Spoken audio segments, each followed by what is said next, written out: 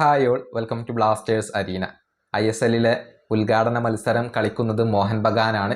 എതിരാളികൾ കേരള ബ്ലാസ്റ്റേഴ്സ് ആണ്. ഫെബ്രുവരി 14 ബ്ലാസ്റ്റേഴ്സും മോഹൻ ബഗാനും തമ്മിലുള്ള മത്സരം നടക്കുക. കൊൽക്കത്തയിൽ വെച്ചുകൊണ്ടാണ് ഈ മത്സരം അരങ്ങേറുക. കേരള ബ്ലാസ്റ്റേഴ്സ് ഇതുവരെ തയ്യാറെടുപ്പുകൾ ഒന്നും ആരംഭിച്ചിട്ടില്ല, അഥവാ ട്രെയിനിങ് ആരംഭിച്ചിട്ടില്ല. സ്ക്വാഡിൽ അഴിച്ചുപണികൾ നടക്കുന്ന ഒരു സമയമാണ്.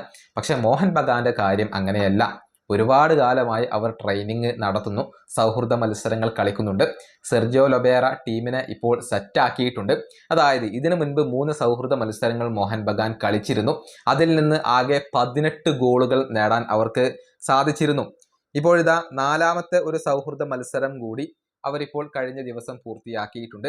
യങ് യുണൈറ്റഡ് FC എന്ന ടീമിനെ എതിരില്ലാത്ത 8 ഗോളുകൾക്കാണ് മോഹൻ ബഗാൻ ഇപ്പോൾ പരാജയപ്പെടുത്തിയിട്ടുള്ളത്. അതായത് 4 മത്സരങ്ങളിൽ നിന്ന് 26 ഗോളുകളാണ് മോഹൻ ബഗാൻ ആകെ അടിച്ചു കൂട്ടിയിട്ടുള്ളത്.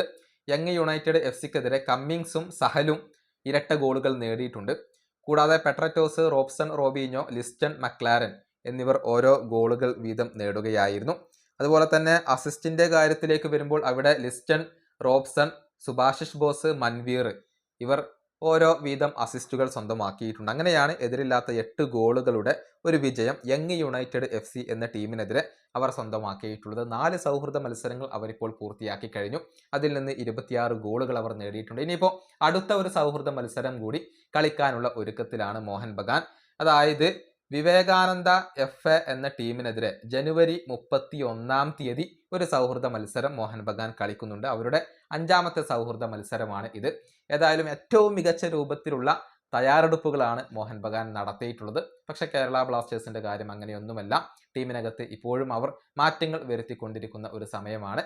ഏതായാലും ആദ്യ മത്സരത്തിൽ തന്നെ ഒരു വലിയ വെല്ലുവിളിയാണ് കേരള ബ്ലാസ്റ്റേഴ്സിനെ ഇപ്പോൾ കാത്തിരിക്കുന്നത്.